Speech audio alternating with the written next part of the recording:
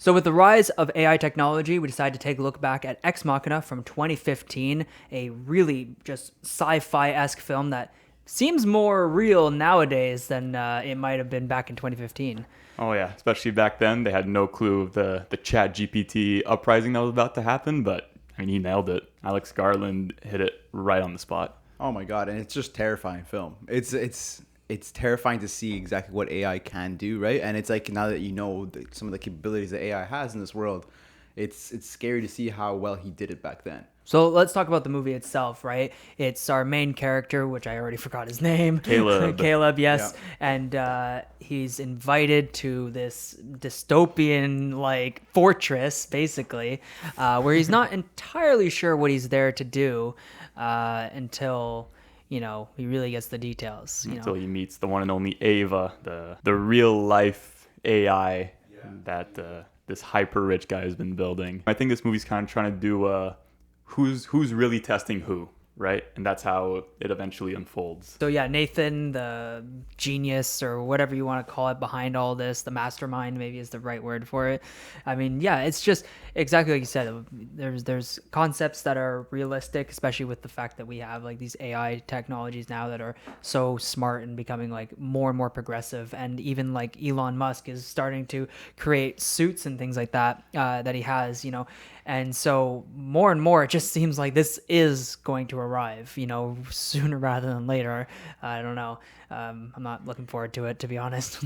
Would AI have rights, right? And Ex Machina does a crazy job at like really putting you in the feels of knowing what happens if I fall in love with this person, right? And that's I think that's just the biggest thing, because love is a very human thing, right? Or human or very natural thing to do. And for an AI to fall in love or fake love, that's what's really crazy. That's where we really get into this movie. And we can clearly see how easy it was for Ava to fake it, manipulate Caleb into getting what she wanted, which is leaving the facility. And who knows what her plan was after that. But I mean, she can do whatever she wants now. She has all the knowledge. She's linked up to like a Google-like database. She has all the cameras, microphones in the world. It's terrifying. It's really scary what they can do. We know that she's, not human. We know that she's just basically a set of other people's ideas, essentially, right? I mean, that's kind of what we all are in a lot of ways, right? So we identify with things that we grew up learning and understanding. And so I don't sympathize with really anybody in this entire movie. I kind of just go, okay, like it's a really interesting concept. But I think that's one of the things I find this movie falls short of. It's kind of like that grab that's like, yeah, it's thrilling, it's very interesting, but I don't connect at all on any level really with these characters, because like Caleb, smart guy, not super smart, as we sort of learn to understand that he's not, he's more of a test subject, like you were saying, Will. And I don't sympathize with him. There was not enough what do you call it, like build up to their characters so that you could understand what they were. It just starts off very quickly off the bat. He wins a contest and goes over to like this mansion, and you're already in the story. There's not much connection, exactly like you said, and I feel like he could have definitely done better, Alex Garland, with Ava, like helping really create that bond with Caleb. Nathan, we get to see a lot of his character, like he's just very emotional character. Even though he hides a lot of his emotions, he basically, he gets drunk, he lashes out, he works out. You can kind of see what kind of a person he is based off that stuff. But it didn't feel connecting, like you just watch it and you're like, okay, I'm here to watch AI. That's it, Actually, we don't know anything about Caleb. Mm-hmm. He tries to build a connection with Ava. He mentions like he was in a car crash and he was really young, lost his parents. But beyond that, we really don't know anything about him. He's a software engineer for a big tech company. Yeah, no, 100%. And you kind of like, you look at a movie like Ex Machina that it tries to do a lot of different things, and it tries to attack different themes of like, the possibility of artificial intelligence, things like that in our society. Although it doesn't feel that way so much because we're kind of isolated from the world, as, he flies all the way over to this guy's place and like he's isolated from the world for test reasons, right? And when I look at this movie and I think about that connection between Ava and Caleb, I think of Her, the movie, right? And you kind of go, okay, that's a representation of like where things could go, right? That's a really good interpretation of it. And then you look at this and you're like, okay, like it's going there, but it just didn't meet it. Yeah. No, it's just a different approach on like a very similar aspect, a very similar theme, but I find her is probably more realistic to our current situation. Like we don't have the super technology to have a walking robot that replicates exactly what a human can do. Meanwhile, her, it's really like, it's the voice assistant, right? Mm-hmm. It's the Siri, it's the Google Alexa, it's those kinds of things. So I personally think that her is more accurate, but Ex Machina is a more thriller-esque version, more dystopian version of where the world is slowly but eventually going. Fair. I mean, I found something that he says in the movie from Caleb when he's talking to Nathan. He's like, isn't the real Turing test where I basically don't know that I'm speaking to a robot, but I can't see the robot, right? Yeah. So it's right now in this day and age, it's very similar to Ex Machina, because if they were to do a Turing test now, I think it would actually be very possible with ChatGPT. Like the way I've It's heard getting conversations there. is Yeah. really getting there, and I think Caleb knew that, in the sense that like there's already AI systems that can be done that can replicate human voice and like our speech patterns and everything. And in Ex Machina, Nathan just goes beyond that and just creates a whole person, which I think is the real sci-fi part of it, because the AI is already there. Well, not long after this movie came out, we already started to see a little bit of a very similar aspect of artificial intelligence. In they had recreated the face of whatever system they were using, and it was having conversations with people.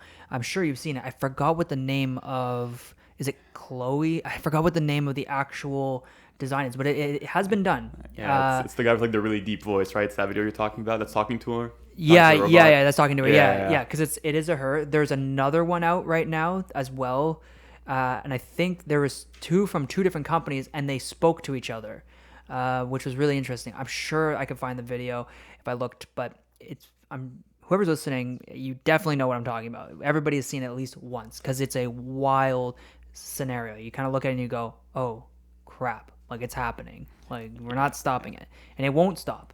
Like there's nothing we can do. Yeah, I remember shortly after this movie came out, like you said, there was also a Google ad. I'm pretty sure it was, where it was like they were promoting their AI software where you can order a pizza and it'll call the pizza place and speak as a real human, being like, "Hi, can I order a pizza?"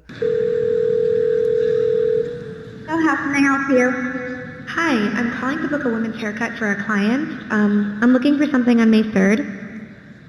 Sure, give me 1 second. Mm-hmm. Sure, what time are you looking for around? At 12 p.m. We do not have a 12 p.m. available. The closest we have to that is a 1:15. Do you have anything between 10 a.m. and 12 p.m.? Depending on what service she would like. What service is she looking for? Just a woman's haircut for now. Okay, we have a 10 o'clock. 10 a.m. is fine. Okay, what's her first name? The first name is Lisa.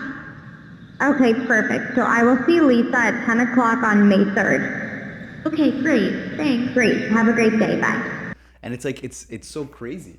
It's just it's insane. It's insane. It's the world of automation, right? It's what the consumer wants in a way. It's what they say, right? Just everything done easier and for you. But it's very scary where it can lead to the loss of jobs and all that. We'll be there not too long, probably. The thing about this movie is that Caleb was chosen for a particular reason, and we learned that late in the movie, right? We learned that he was picked because of basically his search engine, which is where all the information comes from for Ava, and all these things start to unravel. He's like, "Oh, did you design her based off of what I like and whatever stuff like that, a bunch of things like that."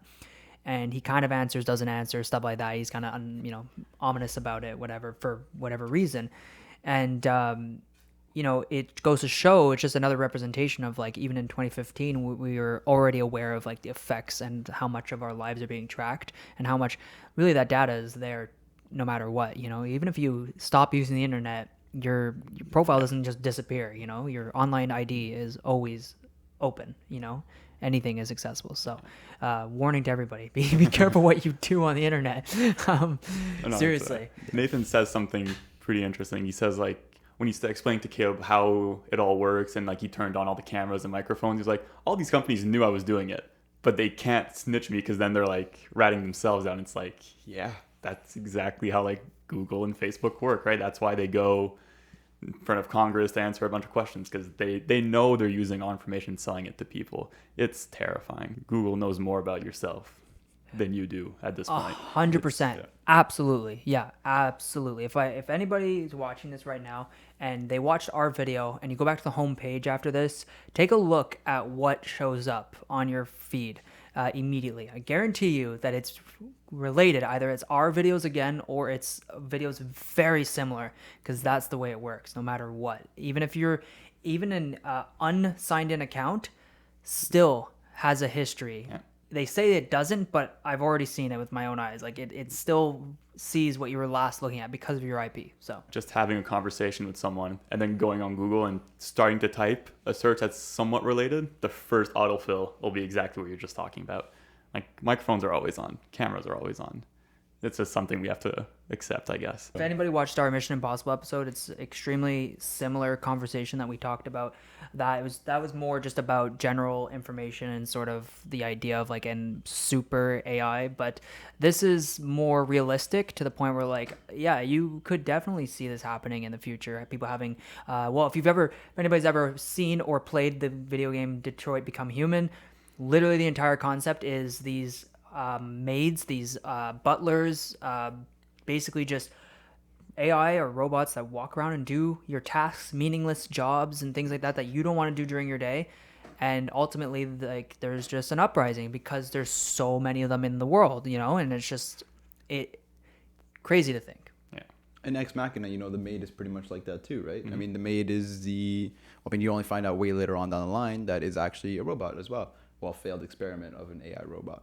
But yeah, I think we covered a lot of what we wanted to say about this movie. It's a great reflection of where we're at, especially now, because it's just every year we move forward in this world. It's just something new comes out, some new technology Especially pushes in the last it. like 2 years, it's been exponential, Just- the growth. Gone, yeah, absolutely. Alex Garland has definitely looked into the future for Ex Machina, and I don't know. I mean, with his new movie Civil War coming out, is that another look into the future? Oh, for sure. We'll take a look, right? I mean, Yeah. it's crazy. Yeah, I'm to think. excited to see. We'll see. It's gonna be good. All right. Appreciate everybody listening today. If you're new, subscribe. Let me know what you guys think about where we're at right now with the world of technology. But not only that, is there any other movie that relates to this theme that you could think of other than the ones that we mentioned in this episode? And yeah, I'll see you guys soon. Be good.